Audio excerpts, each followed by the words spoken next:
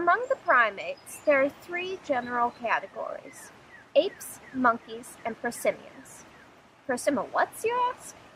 Prosimians is just a fancy name for the group that includes the lemurs, pterosers, lorises, podos, and other assorted relatives. The easy way to tell a prosimian is by its hands and nose. Like all primates, it should have grasping hands. You should be able to identify a thumb, even if it isn't as large and flexible as ours. Next, look at the nose. Does it look like a cat or dog nose? If the answer is yes, then you're dealing with a prosimian. If the answer is no, you're probably looking at a monkey. What's so special about prosimians? Well, for one thing, they're rather rare. Lemurs, for example, are only found on the island of Madagascar, off the coast of Africa. For another thing, they look a lot like the very early primates. It'd be wrong to call them primitive from a genetic sense, because they've been evolving just like all other primates.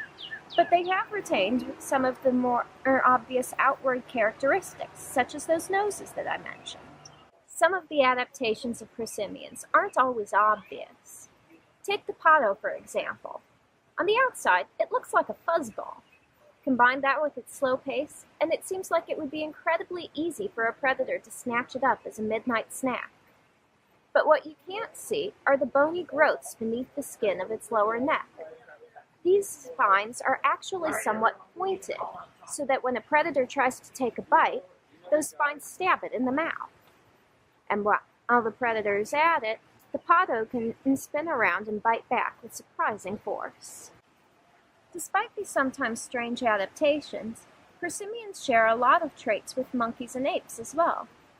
For example, their babies cling to their mom, riding on her belly or back until they're old enough to walk on their own. They'll still stick close to mom for quite a while, and oftentimes close to dad as well. There are many solitary prosimians, but there are also a lot of prosimians that live in family groups, and many of these groups can get quite large. One way a group bonds with each other is through grooming. Prosimians have a specialized comb in their teeth, formed from the lower or front teeth, which are close together and jut forward slightly. Non-social prosimians, except for the eye, have this feature as well, though they only use it to groom themselves.